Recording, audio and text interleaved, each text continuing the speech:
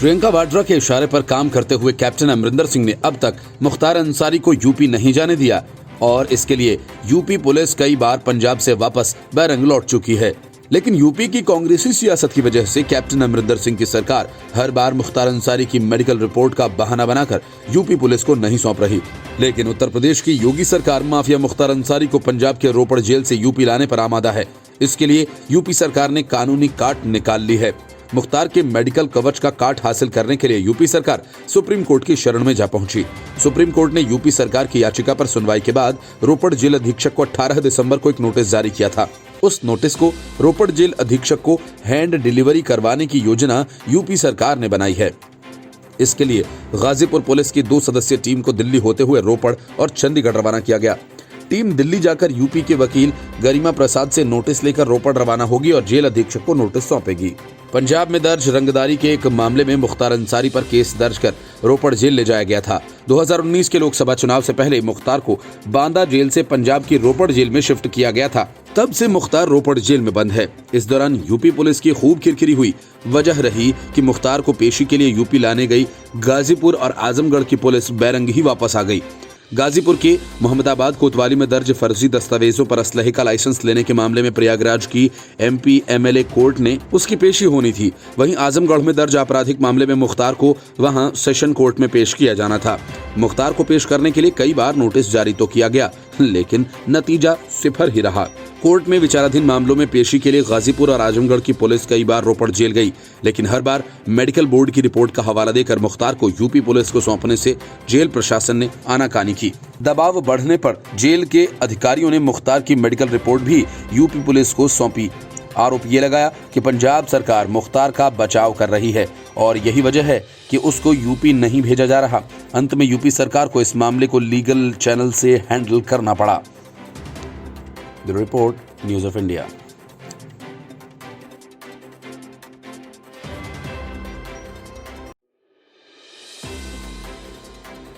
बीवी रश्मि ठाकरे के सहारे करोड़ों की बेनामी प्रॉपर्टी खरीद मामले में उद्धव ठाकरे बुरी तरह से फंस गए हैं। इसी वजह से उद्धव ठाकरे ने अपने चुनावी हलफनामे में करोड़ों की प्रॉपर्टी का कोई जिक्र तक नहीं किया। बीजेपी नेता किरीट सोमैया के आरोप अगर सही पाए गए तो उद्धव ठाकरे को अपनी कुर्सी गंवानी पड़ सकती है। भारतीय जनता पार्टी के नेता किरीट सोमैया ने महाराष्ट्र के मुख्यमंत्री उद्धव ठाकरे की पत्नी रश्मि ठाकरे द्वारा शिवसेना पार्टी के विधायक रविंद्र वायकर की पत्नी मनीषा के साथ संयुक्त रूप से अलीबाग के कोरलाई गांव में 23,500 स्क्वायर फीट के 19 घरों की खरीद पर सवाल उठाए हैं। सांसद किरीट सोमैया ने महाराष्ट्र मुख्यमंत्री उद्धव ठाकरे पर आरोप लगाया है कि उन्होंने अपने चुनावी हलफनामे में रश्मि ठाकरे द्वारा खरीदे गए 19 घरों का खुलासा नहीं किया। किरीट सोमैया ने एक ट्वीट में कहा कि सीएम उद्धव ठाकरे ने अपने चुनावी हलफनामे में 5 करोड़ 29 लाख रुपए मूल्य के 23,500 स्क्वायर फीट के 19 घरों का खुलासा नहीं किया है। सोमैया ने दावा किया कि ठाकरे ने 21 मार्च 2014 को इंटीरियर डिजाइनर अन्वय नाइक से ग्राम कोरलाई में प्रॉपर्टी खरीदी थी। सोमैया ने उद्धव ठाकरे से पूछा कि इस सौदे का खुलासा सीएम के चुनावी हलफनामे में क्यों नहीं किया गया, जबकि सरकारी रिकॉर्ड्स बताते हैं कि 19 संपत्तियों को मार्च 2014 में अन्वय नाइक से खरीदा गया, लेकिन नवंबर 2020 में यह ठाकरे के नाम पर ट्रांसफर कर दिया गया। ट्वीट में बीजेपी नेता ने कहा कि 5 करोड़ 29 लाख रुपए मूल्य के ये 19 घर 12 नवंबर 2020 तक ठाकरे की बेनामी संपत्ति थे। मैंने कोरलाई गांव का दौरा किया और ठाकरे के भूमि रिकॉर्ड और अन्वय नाइक के परिवार के लेन देन की जांच की। सोमैया ने लेन देन के दस्तावेज भी दिखाए। उल्लेखनीय है कि नवंबर 2020 में जब अन्वय नाइक की आत्महत्या का मामला फिर से खुला और पत्रकार अर्नब गोस्वामी की गिरफ्तारी के वक्त सोमैया ने कोरलाई में लगभग 9.5 एकड़ जमीन खरीदने के बारे में इस तरह के आरोप लगाए थे और पूछा कि ये सौदा सार्वजनिक क्यों नहीं किया गया।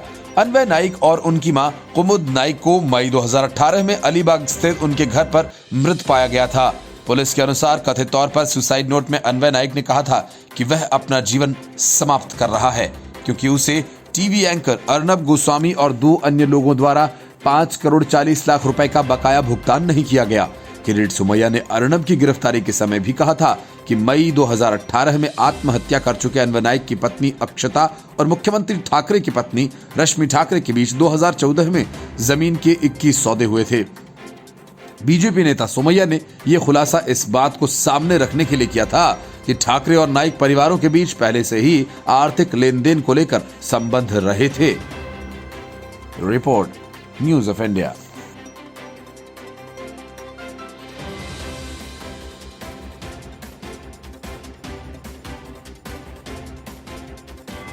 औरंगाबाद का नाम बदलकर संभाजीनगर करने के सवाल पर कांग्रेस और शिवसेना की तलखी बढ़ती ही जा रही है और इस मामले में तूल देने के लिए अब उद्धव ठाकरे ने खुद मोर्चा संभाल लिया है। कांग्रेस और एनसीपी नाम बदलने के लिए शिवसेना के एजेंडे को खारिज कर चुके हैं, लेकिन शिवसेना इस बात पर अड़ी हुई है कि औरंगाबाद का नाम बदला ही जाना चाहिए। उद्धव ठाकरे ने इसी मुद्दे पर कांग्रेस पर निशाना साधते हुए कहा कि औरंगजेब सेक्युलर नहीं था, इसलिए यह मुद्दा महाविकास अघाड़ी के एजेंडे के तहत नहीं आता है। महाविकास अघाड़ी के कॉमन मिनिमम प्रोग्राम की भूमिका में कहा गया है कि ये गठबंधन उन सभी मसलों पर एक संयुक्त दृष्टिकोण रखेगा जिसका असर देश के सभी धर्मनिरपेक्ष ताने बाने पर पड़ता हो। सीएम ने मामले को लेकर महाविकास अघाड़ी के साथ किसी भी तरह के मतभेद से इनकार किया है, लेकिन सरकार में सहयोगी कांग्रेस पार्टी के नेता और महाराष्ट्र सरकार में मंत्री बालासाहेब थोराट ने साफ कर दिया कि उनकी पार्टी औरंगाबाद का नाम बदले जाने के कदम का कड़ा विरोध करेगी। उद्धव ठाकरे के बयान के बाद प्रदेश कांग्रेस प्रमुख बालासाहेब थोराट ने कहा, औरंगाबाद का नाम बदलने पर कांग्रेस का रुख स्पष्ट और स्थायी है। मैंने वही रुख सामने रखा।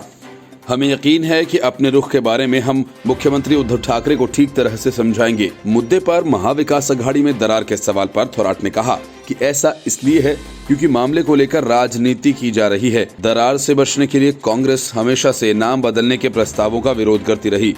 थोराट ने कहा कि एमवीए सरकार का एक न्यूनतम साझा कार्यक्रम है जिसके तहत सरकार काम करती है और ये जारी रहेगा। असम में मुख्यमंत्री कार्यालय ने मंत्रिमंडल के फैसलों के बारे में किए गए एक ट्वीट में कहा कि संभाजीनगर में सरकारी मेडिकल कॉलेज के अतिरिक्त 165 बेड और 360 नए पदों के निर्माण को मंजूरी दी गई है। साथ ही महाराष्ट्र के चिकित्सा शिक्षा मंत्री और कांग्रेस नेता अमित देशमुख को ट्वीट में टैग किया था। शिवसेना के नेता संजय राउत ने इस बारे में सवाल किया तो उन्होंने ये कहा कि सरकार मुख्यमंत्री के नाम पर चलती है। राउत ने कहा कि क्या छत्रपति संभाजी महाराज के नाम का इस्तेमाल सरकारी दस्तावेजों में करना अपराध है? ये लोगों की भावनाओं से जुड़ा है। सरकार लोगों की भावनाओं पर चलती है। राउत ने कहा कि शिवसेना के संस्थापक बालासाहेब ठाकरे ने औरंगाबाद शहर को संभाजीनगर नाम दिया था। ये ऐसा ही रहेगा। शहरों का नाम बदलना एमवीए सरकार के साझा न्यूनतम कार्यक्रम के एजेंडे में शामिल नहीं होने के कांग्रेस के दावे पर सवाल किए जाने पर राउत ने कहा कि सीएमपी लोगों का कल्याण सुनिश्चित करने के लिए है। उन्होंने कहा कि सीएमपी ये नहीं कहता कि लोगों की बात नहीं सुनी जानी चाहिए। औरंगाबाद को दक्कन के एक प्रमुख मुगल नगर के तौर पर जाना जाता है जिसका नाम मुगल बादशाह औरंगजेब के नाम पर रखा गया। बताया जाता है कि औरंगजेब ने शिवाजी के बेटे छत्रपति संभाजी महाराज पर बड़े अत्याचार किए थे। साल 1995 में पहली बार औरंगाबाद का नाम बदलकर संभाजीनगर रखने का प्रस्ताव नगर निगम के सामने रखा गया। तब इसे कांग्रेस के एक नगर सेवक ने बॉम्बे हाईकोर्ट में चुनौती दे डाली। हाईकोर्ट की औरंगाबाद बेंच ने कांग्रेस नेता की याचिका खारिज कर दी थी, जिसके बाद उन्होंने सुप्रीम कोर्ट में अर्जी डाली थी। तब सर्वोच्च अदालत ने औरंगाबाद का नाम बदलने के मामले पर स्टे लगा दिया। औरंगाबाद का पुनर्नामकरण लंबे समय से शिवसेना की मांगों में शामिल रहा है। Report, news of India. CAA विरोधी हिंसा मामले में गिरफ्तार अखिल गोगोई को गुवाहाटी हाई कोर्ट ने राहत देने से इनकार कर दिया और एनआईए कोर्ट के फैसले को बरकरार रखा। अखिल को असम में एंटी सीएए हिंसा में उसकी भूमिका को लेकर राजद्रोह के आरोप में गिरफ्तार किया गया। हाई कोर्ट ने अखिल की याचिका पर सुनवाई करते हुए कहा कि असम में जो एंटी सीएए आंदोलन हुआ था वह सत्याग्रह नहीं था, बल्कि गैर कानूनी गतिविधियां रोकथाम अधिनियम यानी यूएपीए में परिभाषित टेररिस्ट एक्ट के तहत आता है। जस्टिस कल्याण राय सुराना और अजीत ठाकुर की बेंच ने अपने आदेश में कहा कि हिंसा का इस्तेमाल करते हुए अखिल के नेतृत्व वाली भीड़ ने अहिंसक आंदोलन की अवधारणा को ही खारिज कर दिया था। आंदोलन के जरिए सरकारी मशीनरी को कमजोर करने, आर्थिक नाकेबंदी, समुदायों के बीच नफरत फैलाने और जन शांति में बाधा उत्पन्न करके सरकार के प्रति असंतोष पैदा करने की कोशिश की गई थी। कोर्ट ने कहा कि इस तरह की गतिविधि यूएपीए की धारा 15 के तहत आतंकी कार्य के रूप में परिभाषित है। अखिल गोगोई कृषक मुक्ति संग्राम परिषद और राइजोर दल के नेता हैं। संशोधित नागरिकता कानून के खिलाफ कथित हिंसक प्रदर्शन के मामले में गोगोई को जोरहाट से दिसंबर 2019 में गिरफ्तार किया गया था और तब से वह गुवाहाटी केंद्र कारागार में बंद है। इससे पहले एनआईए कोर्ट भी उनकी याचिका को खारिज कर चुकी है। इसके पहले असम के वित्त एवं स्वास्थ्य मंत्री डॉक्टर हेमंत बिश्व शर्मा ने कहा कि कृषक मुक्ति संग्राम समिति के नेता अखिल गोगोई को माओवादी ताकतों के साथ उनके कथित संबंधों के कारण गिरफ्तार किया गया था, न कि सीएए के खिलाफ रुख के लिए। डॉक्टर बिश्व शर्मा ने कहा कि अखिल असम छात्र संघ अब यह एक राजनीतिक दल बन गया है। आसू और असम जातीय पार्टी के बीच संबंध हैं, इसलिए यह अब जातीय संगठन नहीं रहा। उन्होंने कहा कि एजेपी और केएमएसएस के राइजर दल के बीच गठबंधन से कोई प्रभाव नहीं पड़ने वाला है। अखिल गोगोई को सीएए आंदोलन के लिए गिरफ्तार नहीं किया गया था। एनआईए ने उन्हें माओवादी लिंक के लिए गिरफ्तार किया था। उनकी गिरफ्तारी का सीएए विरोधी आंदोलन से कोई संबंध नहीं है। गुवाहाटी उच्च न्यायालय ने अखिल गोगोई की जमानत याचिका को खारिज कर दिया था। डॉक्टर बिश्व शर्मा ने कहा कि मुझे अखिल गोगोई निर्दोष हैं या नहीं इस पर टिप्पणी करने का कोई अधिकार नहीं है, ये अदालत द्वारा तय किया जाएगा। केएमएसएस नेता अखिल गोगोई को दिसंबर 2019 में गिरफ्तार किया गया था। उच्च न्यायालय ने एनआईए द्वारा यूएपीए के तहत दर्ज एक मामले में गोगोई की जमानत याचिका खारिज कर दी थी। डॉक्टर विश्व शर्मा ने कहा कि राज्य की राजधानी के श्रीमंत शंकरदेव कला क्षेत्र में मियां संग्रहालय स्थापित करने को कोई भी असमिया स्वीकार नहीं करेगा। उल्लेखनीय यह है कि पिछले दिनों कांग्रेस के एक विधायक ने मियां संग्रहालय के विवाद को हवा दी थी, जिसको लेकर राज्य में काफी हंगामा हुआ था। Report news of India. फर्जी टीआरपी मामले में अब तक बचता आ रहा इंडिया टुडे ग्रुप अब मुश्किलों से घिरता नजर आ रहा है। इसी मामले में ईडी ने पूछताछ के लिए इंडिया टुडे के सीएफओ को समन भेजा। इस मामले की जांच कर रही Mumbai police India today group को छोड़कर अर्नब गोस्वामी और उनके न्यूज चैनल रिपब्लिक टीवी को घसीटने की कोशिश में अब तक लगी रही, लेकिन एफआईआर में नाम होने के बावजूद इंडिया टुडे ग्रुप पर अपनी मेहरबानी बनाए रखी। सूत्रों का कहना है कि ज्वाइंट डायरेक्टर कार्यालय ने इंडिया टुडे समूह के सीएफओ को समन भेजा। फर्जी टीआरपी घोटाला मामले में समूह के सीएफओ को दिल्ली से मुंबई के लिए समन भेजा गया, जिन्हें सोमवार को पेश होना है। हालांकि इस मामले को लेकर इंडिया टुडे की तरफ से अब तक कोई आधिकारिक बयान नहीं दिया गया। मामले में ये पड़ाव तब सामने आया जब मुंबई पुलिस रिपब्लिक टीवी पर फर्जी टीआरपी मामले में शामिल होने का आरोप लगा रही थी, जबकि हंसा रिसर्च की रिपोर्ट के आधार पर दर्ज की गई एफआईआर में इंडिया टुडे का नाम शामिल था। मामले से जुड़ी एक और अहम बात यह है कि मुंबई पुलिस ने अभी तक इंडिया टुडे समूह को न तो समन भेजा है और न ही समूह के खिलाफ जांच ही शुरू की गई है। ईडी ने फर्जी टीआरपी मामले में एनफोर्समेंट केस इन्फॉर्मेशन रिपोर्ट दर्ज की, जो कि पुलिस की एफआईआर के समानांतर होती है। ईडी मनी लॉन्ड्रिंग से जुड़े आरोपों की जांच कर रहा है और रिपोर्ट्स में ये बात भी सामने आई थी कि एफआईआर में जितने चैनल्स का नाम शामिल है सभी की जांच होगी। मूल एफआईआर में शामिल किए गए नामों के अलावा मुंबई पुलिस की पड़ताल भी जांच के दायरे में आ सकती है। ईडी इस मामले से जुड़ने वाली दूसरी केंद्रीय एजेंसी है। इससे पहले सीबीआई ने इस मामले में एफआईआर दर्ज की थी। हंसा रिसर्च ने ईडी की पूछताछ में इंडिया टुडे का जिक्र किया था, न कि रिपब्लिक टीवी का। इसके बाद जब बार्क के दो अधिकारियों को समन भेजा गया था, पहला विजिलेंस विभाग से, दूसरा आईटी विभाग से, दोनों को इस तथ्य के आधार पर गिरफ्तार कर लिया गया था। मुंबई पुलिस ने बार्क के आंकड़ों के लिए समन नहीं भेजा था। आंकड़ों का मतलब लगाए गए बारोमीटर से मिलने वाली जानकारी और जांच की शुरुआत का केंद्र भी था। आरोपों के अनुसार मुंबई पुलिस ने इन आंकड़ों का परीक्षण नहीं किया था। एक तरफ मुंबई पुलिस ने बार्क के आंकड़ों का परीक्षण नहीं किया था, दूसरी तरफ एफआईआर के 48 घंटों के भीतर उसी मुंबई पुलिस ने प्रेस वार्ता की थी, जिसमें उन्होंने आरोप लगाया था कि रिपब्लिक टीवी टीआरपी घोटाला मामले में शामिल है। हंसा रिसर्च की रिपोर्ट में रिपब्लिक टीवी का नाम कहीं मौजूद नहीं था। 8 अक्टूबर को मुंबई पुलिस कमिश्नर परमबीर सिंह द्वारा की गई प्रेस कॉन्फ्रेंस में उन्होंने कहा था कि तमाम चैनल्स अपनी टीआरपी बढ़ाने के लिए गैर कानूनी तरीकों का इस्तेमाल करते हैं। रिपब्लिक टीवी इसमें मुख्य आरोपित है। यह शिकायत हंसा रिसर्च ने की थी, जो बार्क के लिए टीआरपी रिकॉर्ड करने वाली डिवाइस को रेगुलेट करती है।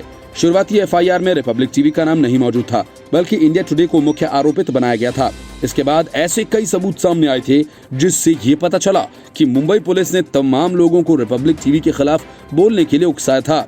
हंसा समूह ने ये शिकायत भी की थी कि मुंबई पुलिस उसके कर्मचारियों को रिपब्लिक टीवी के खिलाफ बयान देने के लिए धमकी दे रहा है।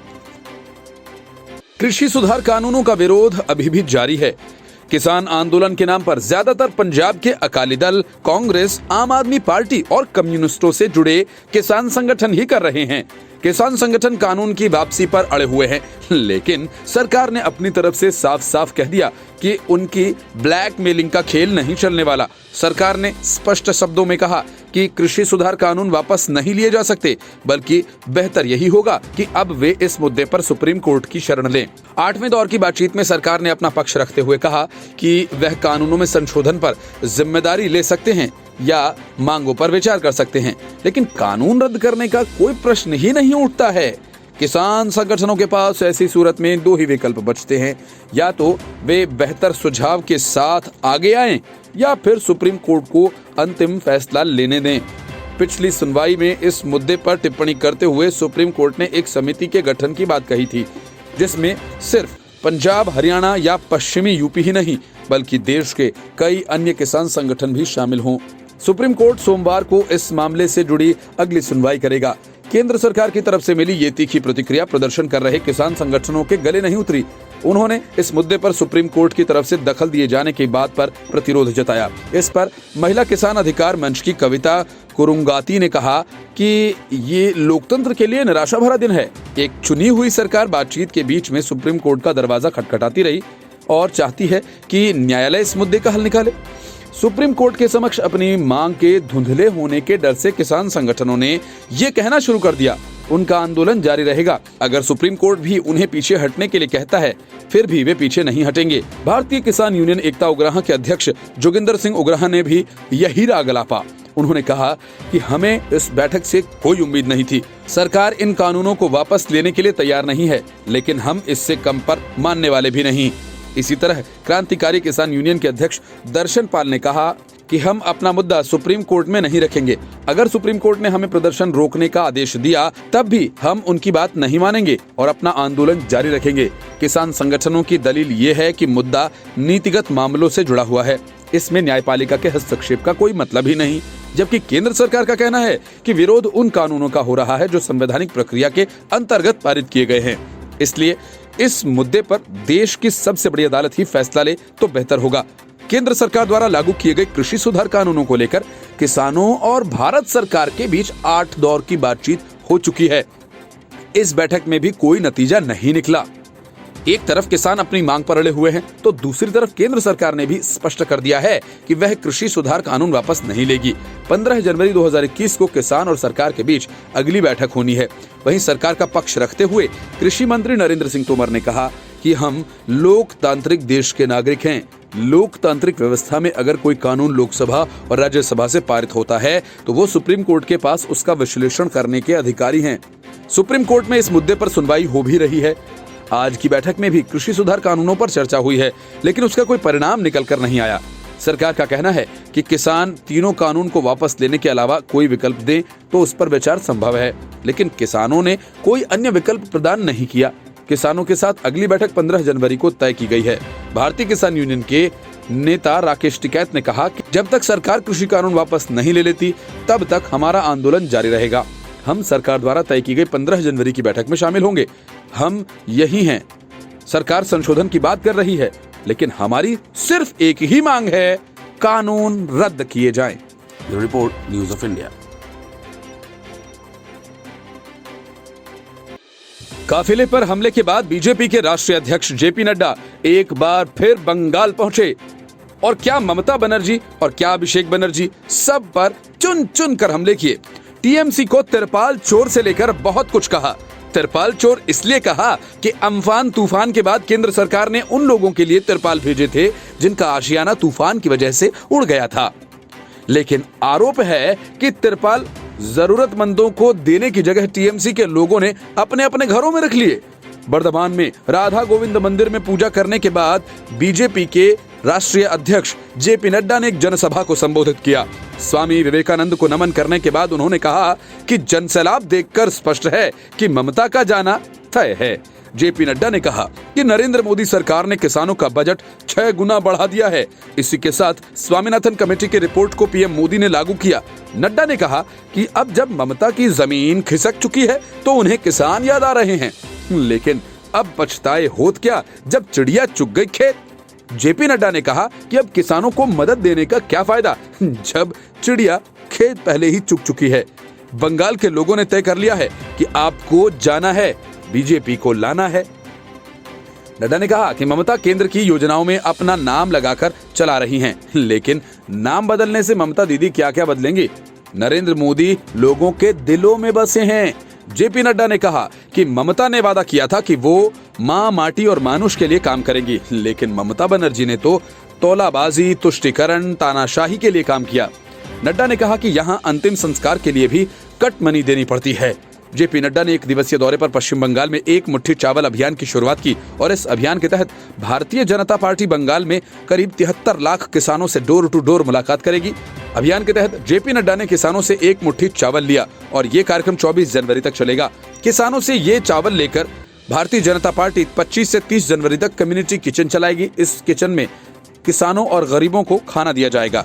नड्डा ने रैली को संबोधित करते हुए कहा कि एक मुट्ठी चावल जो मैंने किसान से दान में लिया है और आगे जाकर गांव में भी उनसे दान लेने वाला हूं। आज से 24 तारीख तक हमारे कार्यकर्ता 40,000 ग्राम सभाओं में जाकर किसानों से अन्न लेंगे। दुर्गा माँ की सौगंध खाएंगे कि उनकी लड़ाई बीजेपी का कार्यकर्ता लड़ेगा। उन्होंने आगे कहा कि बंगाल में 70,000 परिवारों को पीएम किसान सम्मान निधि का लाभ मिला है। उन्होंने कहा कि पश्चिम बंगाल में अब चुनाव आ रहे हैं, इसलिए ममता जी प्रधानमंत्री मोदी को पत्र लिख रही हैं। अगर हमारी यहाँ सरकार बनती है तो हम किसानों की मदद करेंगे। उन्होंने आगे कहा कि यहाँ ईस्ट वेस्ट मेट्रो बन रही है, जिस पर लगभग 8,575 करोड़ रुपया खर्च हो रहा है। पश्चिम बंगाल में 3,665 नेशनल हाईवेज बने हैं। ये सब मोदी जी ने किया है। नड्डा ने रैली खत्म करके जगदानंदपुर गांव में एक किसान के घर जाकर भोजन किया। जेपी नड्डा के साथ पश्चिम बंगाल के प्रदेश अध्यक्ष दिलीप घोष भी वहां मौजूद थे। उन्होंने किसान के घर में भोजन किया। इसके पहले जेपी नड्डा ने सबसे पहले बर्धमान के प्रसिद्ध श्री राधा गोविंद मंदिर में पूजा की। पिछले महीने भी जेपी नड्डा बंगाल दौरे पर आए थे, लेकिन उस दौरान उनके काफिले पर हमला हो गया था और उसका आरोप टीएमसी कार्यकर्ताओं पर लगा। काफिले पर हमले के बाद बीजेपी और टीएमसी के बीच तनातनी काफी बढ़ गई थी। Report news of India.